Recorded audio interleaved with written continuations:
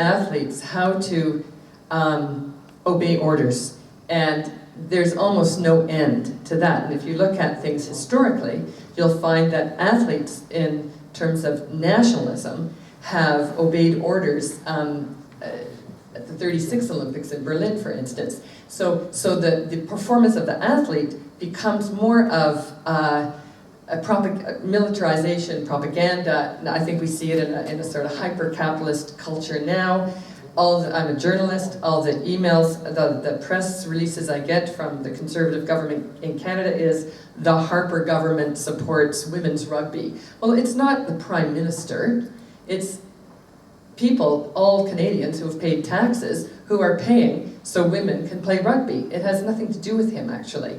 But the athletes are now being used as these propaganda tools for a very highly stylized, and I would argue highly surveillance-oriented state.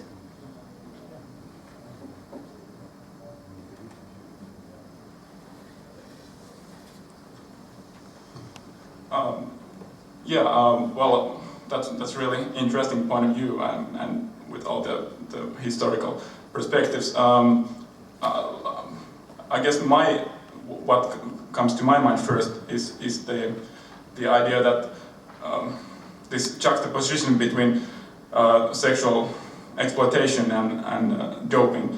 Well, I don't think that there is anyone disagrees that sexual exploitation is much more worse issue in the society, but I don't think that it's similarly it's not related to the sports and the competition in the same manner as doping is. And with regard, I just want to make one thing clear, that when I spoke about doping as a crime, I mean, I know that doping is a crime in many legislations, but I mean, I meant to use it metaphorically, that in the context of these Arab variations of wrongdoing in sports, it's what you can call a crime next to them.